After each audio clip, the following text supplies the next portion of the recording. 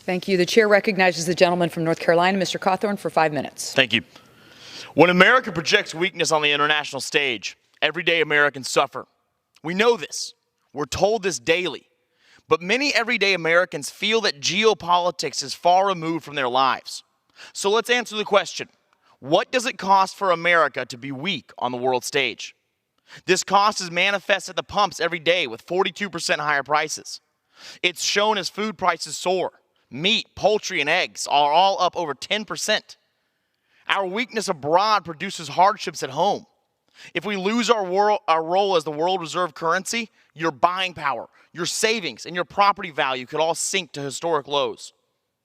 The preeminence of American currency has dominated the global landscape for decades, providing stability as the international bedrock of financial transactions and arrangements. We are the world's reserve currency. We are the standard. But that great financial heritage is slipping away. Our children may soon call the world reserve currency by another name. Perhaps they will know it as the yuan. The geopolitical ramifications of devalued and discarded American currency would not only signal a shift in financial confidence in the United States, it would dissolve our standing among global superpowers. We are witnessing the death rattle of Pax Americana, meaning the era of American peace we've enjoyed in the world for decades. America could lose a war with China without a single shot ever being fired if our dollar continues to be perpetually devalued. Permanent Washington's decision makers, most of whom are over 30 to 50 years my senior, have clearly either not taken the time to sit and consider the cost of, or worse, simply ignored how hyperinflation is rotting the superiority of our nation's currency and dragging with it young families, blue-collar workers, and the great American middle class. American strength and leadership has been the driving force of peace for the last half-century. Nations unified behind the stability of the U.S. dollar, in large part because we backed our greenbacks with gold, substance, not fluff. We were the manufacturers of the world.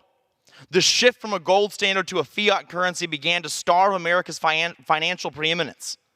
You cannot inflate gold, but you can print money out of thin air. When a currency is built on nothing but paper, it literally grows on trees. With this dramatic shift, America's leverage on the world stage began to slip away. There can be no globalism when America refuses to relinquish its position as the preeminent currency. Countries also think twice before incurring the wrath of the United States when their own financial stability is tied to the endurance of our monetary system. But instead, our inflated, hollow monetary systems have given way to fantastical foreign policy. We have surrendered our financial security as the superpowers of the world wait eagerly in the wings. Our collapse signals their emergence. Saudi Arabia, which has exclusively sold its oil using U.S. dollars, is now considering selling oil for the Chinese yuan. The Chinese Communist Party has been posturing for years to topple the dollar with their tender. When the U.S. dollar falls, America will no longer remain the dominant on the world stage, and peace will end. It's already happening. Vladimir Putin has illegally and immorally invaded Ukraine. The world is coming unraveled as our tender's resilience plummets. But I'm sure you're asking yourselves at home, does this have to happen? In short, the answer is no. We can reclaim the mantle of financial excellence we once held. We can become the leader of the world again without having to expend the lives of young Americans. Stooping to military interventionism is the goal of the war hawks here in Congress, who are bought and paid for by those who stand to profit from forever wars. If we are wise and shrewd, we can avoid ever needing to put boots on the ground to ensure peace. We can do this by dominating the world's economy. To bring peace without bloodshed is actually quite simple. The key is to immediately reduce gas prices and energy prices by drilling the hell out of the Permian Basin and by granting every lease and incentivizing all necessary infrastructure atop the Bakken Shale. Furthermore, we should aggressively onshore manufacturing back to America, dominate the world market on precious minerals, and stop shipping our jobs overseas. A strong American economy creates a strong U.S. currency. When America sits atop the world, peace will continue.